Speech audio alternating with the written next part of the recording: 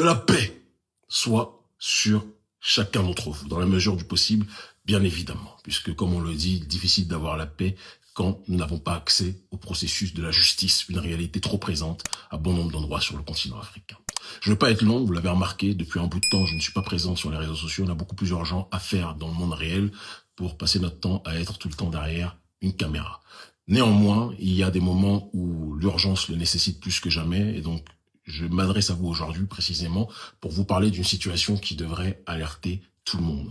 En effet, le président Pablo Escobar et Patrice Talon, le Pablo Escobar du Bénin, le chef de la mafia politique qui a pris en otage le Bénin, le chef de la mafia néolibérale qui dépouille les caisses de l'État, qui paupérise la population, qui propage le système de l'injustice sociale, qui fait en sorte qu'une minorité vive comme si elle était à Los Angeles ou Beverly Hills à Cotonou, pendant que la majorité de la population n'arrive pas à joindre les deux bouts.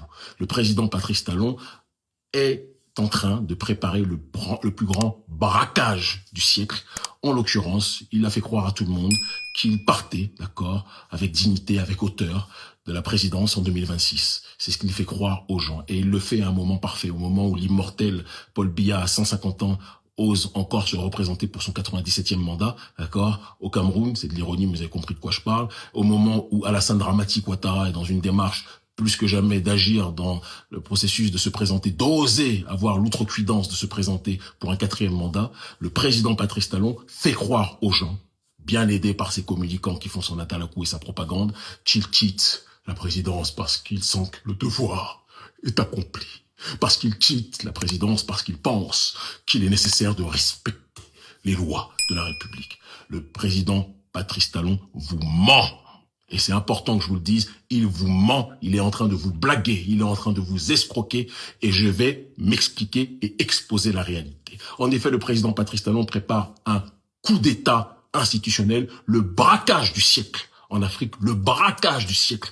Comment faire croire aux gens que vous partez alors qu'en réalité votre objectif est de prendre en otage l'État et de rester de manière directe ou indirecte. En effet, selon le code électoral revisité par la loi numéro 2024-13 votée le 15 mars 2024, le président Patrice Talon via ses députés voter une loi qui stipule que désormais, en ce qui concerne par exemple les élections législatives, si vous êtes un parti politique qui n'a pas 20% dans chaque circonscription, vous ne pourrez pas siéger dans ces circonscriptions. J'insiste et je précise, aucun parti politique au Bénin, je dis bien aucun parti politique au Bénin ne peut réunir ces conditionnalités. Aucun parti politique au Bénin et les députés pro-Talon savaient exactement ce qu'ils faisaient. Ils ont suivi le script de leur patron, de celui qui les paye. Bien longtemps avant même qu'il soit au pouvoir, qu'il était au pouvoir, il payait déjà tous ces gens en réalité, d'accord? Le script avait été fait de telle sorte que personne, je dis bien personne ne peut faire 20% lors des prochaines élections législatives. Les seuls qui peuvent, malgré tout, siéger au Parlement, ce sont les deux partis dont le président, le propriétaire, est en réalité Patrice Talon. En effet, si deux partis font une coalition et se repartissent la tâche et font 10%, d'accord, ils pourront siéger au Parlement. Quels sont les seuls partis qui peuvent faire ça aujourd'hui? Les partis de Patrice Talon, l'UP et le Bloc républicain. C'est une réalité. L'UPR et le Bloc républicain et le PR.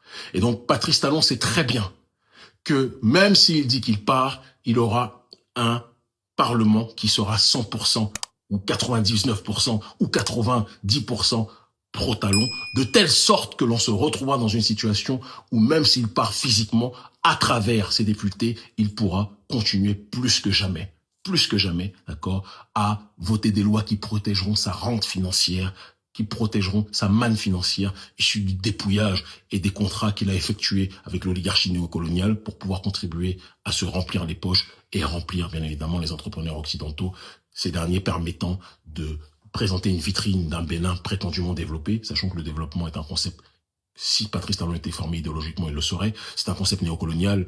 Le développement, c'est un concept néocolonial qui a été créé à la fin de la Seconde Guerre mondiale, au début de la guerre froide, d'accord, qui a été créé, qui a été théorisé par l'oligarchie américaine pour que le monde entier, plus particulièrement le Sud global, s'insère dans la dynamique néolibérale, le néolibéralisme étant l'ultime forme du néocolonialisme en tant que tel, d'accord, et voit l'Amérique comme le but à atteindre. Et quand on dit on se développe pour ressembler à l'Amérique. C'est ce que Patrice Talon, dans sa bêtise la plus crasse, répète comme étant un concept. Et il est fier de dire que lui, il est pour le développement, il est pour le développement. Non, tu prends la soumission à un agenda, comme le disait Samir Amin, à un agenda impérialiste occidental, à un agenda néolibéral. C'est ce que disait Samir Amin, c'est ce que disait Walter Rodney. Mais malheureusement, je pense que Patrice Talon n'a ni l'un ni l'autre. Et c'est pour cette raison qu'il est dans une débilité politique qu'il présente comme une sagesse. L'autre option par rapport justement à sa logique de braquage du siècle, de braquage non pas à l'italienne cette fois-ci, mais à la béninoise, c'est que si aucun des partis, même ces partis, n'est capable d'atteindre la barre des 20%, même dans un cadre de coalition, qu'est-ce qui se passera? Le Conseil constitutionnel sera saisi. C'est très important ce que je dis. Donc retenez-le bien parce que ça va se matérialiser dans pas longtemps. Le Conseil constitutionnel sera saisi et qu'est-ce qui va se passer par rapport à ça? Le Conseil constitutionnel, qui est-ce qui tient par les testicules le Conseil constitutionnel au Bénin? C'est Patrice Talon qui paye ces gens, qui contrôle ces gens, qui finance ces gens. Eh bien, le Conseil constitutionnel sera saisi et va décréter une prolongation de mandat parce que aucune entité politique, aucune force politique n'aura été capable d'atteindre les 20%. C'est la deuxième option du président Patrice Talon. Et s'il y a une prolongation de mandat, il y aura une prolongation du Parlement, qui est à majorité aujourd'hui pro-Talon, et il y aura une prolongation du mandat présidentiel, que Patrice Talon voulait soi-disant quitter.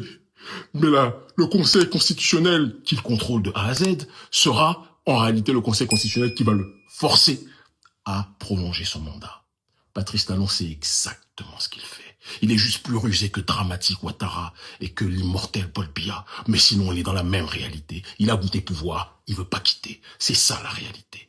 L'autre option, parce que c'est important qu'on le dise, il faut qu'on parle aussi de cet aspect-là, les présidentielles. On est dans un pays où, sur la vingtaine, trentaine de partis politiques à minima qui existent au Bénin, le président Patrice Talon n'autorise aujourd'hui que 3 partis à se présenter. Une folie. Demos Kratein, c'est pouvoir au peuple. Pouvoir du peuple, pouvoir pour le peuple. Mais le président Patrice Talon veut couper cette réalité et sache que le pouvoir soit en réalité un pouvoir qui soit incarcéré entre ses mains et laisse quelques miettes à son prédécesseur, l'ancien président, qui était très ami à l'époque, il faut le reconnaître aussi, avec la France-Afrique, en l'occurrence Yahya Boni. C'est ça la réalité du président Patrice Talon. Il n'accepte que 3 partis puissent se présenter, 2 partis qui lui appartiennent, d'accord, l'UPR et le Bloc républicain, et de l'autre côté, un autre parti, le seul de l'opposition qu'il tolère, parce que c'est une opposition tolérée, en l'occurrence les démocrates. Tous les candidats anti-système, tous les partis, toutes les forces politiques anti-système, toutes les coalitions comme la coalition panafricaniste, le camp panafricaniste que je représente, ne sont pas autorisés à se présenter. Talon me fait penser à quelqu'un qui se présente comme un boxeur qui dit sur le ring qu'il est champion du monde, mais dès qu'il y a quelqu'un d'assez constitué, structuré et costaud pour pouvoir le tacler, le bousculer, le gifler, Patrice Talon appelle la police parce qu'il ne veut pas combattre sur le ring. Il dit qu'il est champion, mais dès qu'il y a un challenger, il bégaye.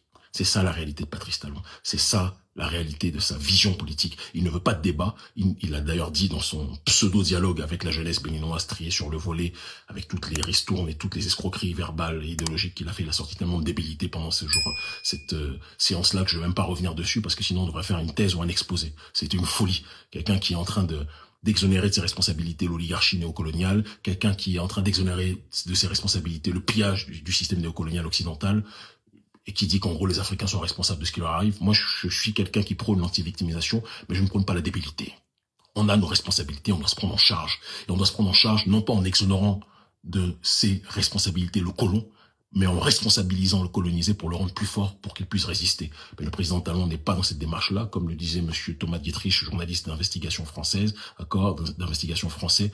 Il fait venir l'armée française, il continue à travailler avec, comme je l'avais dit il y a 1 an, d'accord. Il continue plus que jamais,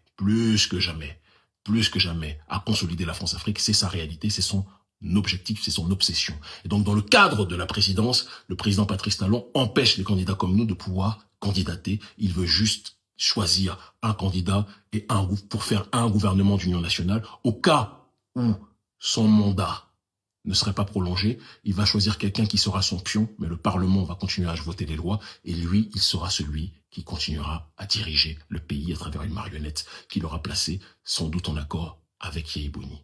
Et donc, j'insiste pour le dire à toute la classe politique béninoise. Si vous allez aux élections, telles qu'elles sont, avec le code électoral truqué que vous connaissez, vous allez légitimer le système politique truqué et vicié du président Patrice Talon. Quand il y a un braquage politique de cette intensité, la seule solution, comme l'a très bien dit d'ailleurs, il faut le reconnaître, je peux ne pas être d'accord sur certains points avec lui, mais Candide Azanaï a été excellent, extraordinaire dans sa réflexion, dans sa critique vis-à-vis du régime. Il a tout dit. On peut avoir des perceptions différentes sur le système néolibéral, on peut avoir des perceptions différentes sur beaucoup de choses, parce que je suis un opposant viscéral du système néolibéral, mais il y a une réalité, c'est qu'on a une détestation commune vis-à-vis du régime Talon. Ceux qui vont participer aux élections seront ceux qui vont valider le braquage que le président Patrice Talon est en train d'effectuer. Dans toutes les options, le président Patrice Talon, tel qu'il les a structurées, il gagne. Mais il y a une option à laquelle il n'avait pas pensé. C'est une option qu'on annonce depuis un certain nombre de mois, de temps, et qui va rentrer maintenant dans sa phase de matérialisation. D'accord? Une opposition, une mobilisation civique, des actions ciblées contre le système néocolonial, contre le système néolibéral, contre la dictature du président Patrice Talon. Nous combattons le terrorisme, nous combattons la violence physique, plus que jamais. Mais j'ai théorisé dans mon livre L'Afrique libre ou la mort, et je l'ai répété à plusieurs reprises, je l'ai théorisé dans toutes mes actions politiques que j'ai effectuées, la violence symbolique, c'est-à-dire comme Greenpeace, d'accord, l'organisation radicale écologique, comme les militants anti-OGM, j'ai une pensée pour José Bové, le paysan dont on n'entend plus parler vraiment, mais qui à une époque, quand il voulait s'attaquer justement aux OGM qui détruisaient l'agriculture française, qu'est-ce qu'il faisait?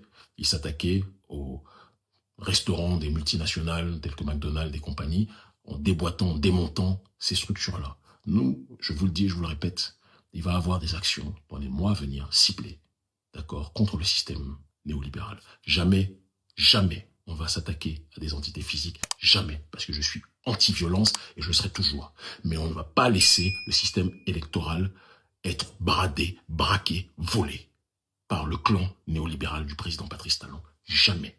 Et donc la période d'aujourd'hui jusqu'en 2026 au moment des pseudo-élections, ça va être une longue période.